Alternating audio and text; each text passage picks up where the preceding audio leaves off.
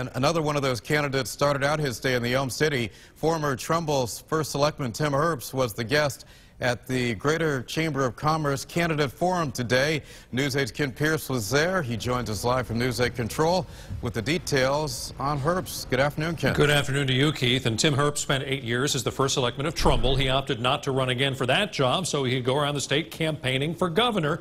At each of these forums, the candidates have been asked about the looming crisis surrounding state employee contracts and the pensions associated with them. Herbst said as the youngest candidate in the race, he is not looking for the solution that's going to win him the next election. He says he would make the decision that is right for the next generation. Like most of the Republicans running, he wants to get rid of certain taxes on certain things like retirement income and the estate tax. He also wants to eliminate the income tax for anyone making less than $75,000 a year. One way Herbst plans to reduce costs, he wants a forensic audit of the Special Transportation Fund.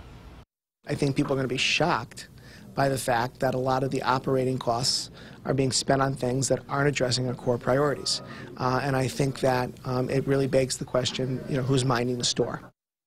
Herbst is also proposing an inventory of all state property and to lease out buildings or land not being fully used. He's against electronic tolls, saying he has not seen a study comparing the potential revenue to the federal funds the state would lose by putting in tolls. And he says he would get rid of the New Britain to Hartford busway because nobody is using it. Herbst says even though he has held office, he is still a political outsider. He says the insiders running things in Hartford are the ones playing by their own set of rules. Live in News 8 Control, I'm Kent Pierce.